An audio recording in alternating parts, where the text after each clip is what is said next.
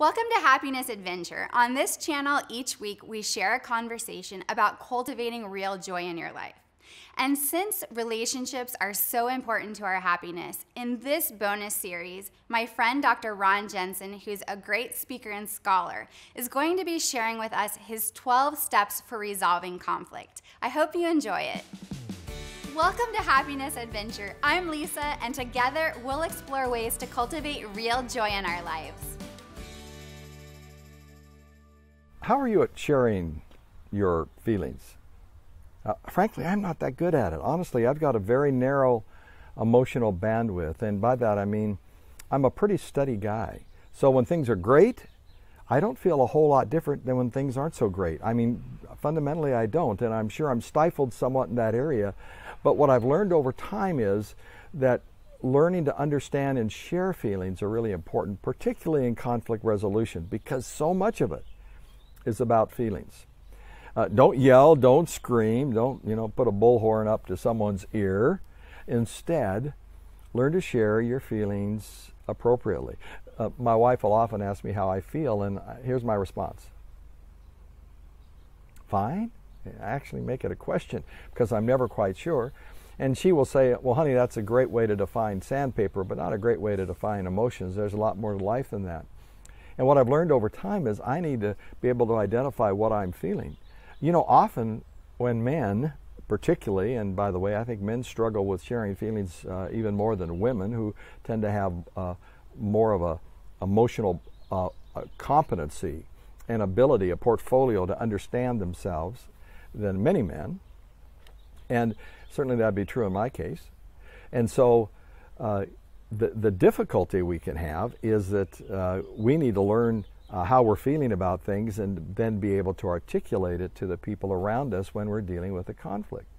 So when Mary says, how am I doing? And I say, I'm fine.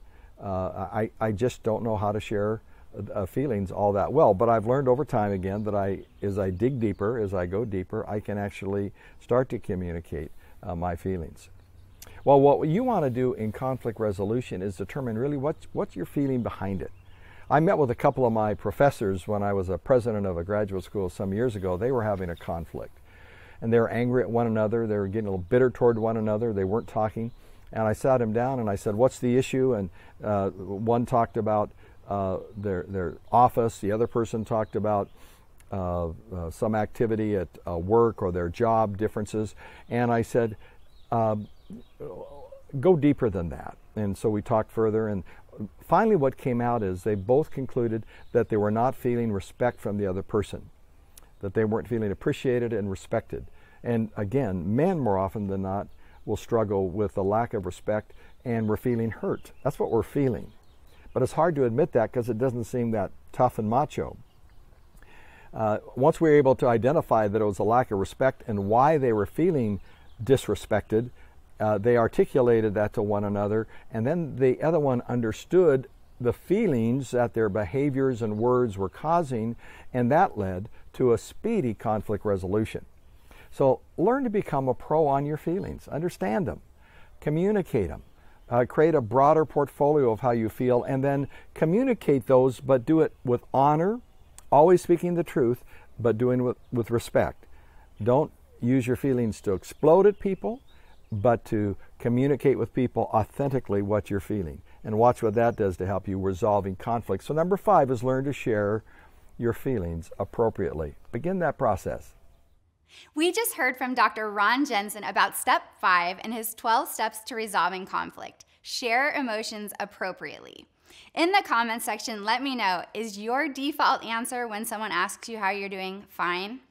Before you go, subscribe to Feed Your Happy with a bite-sized video each week, and I look forward to seeing you soon for our next happiness adventure.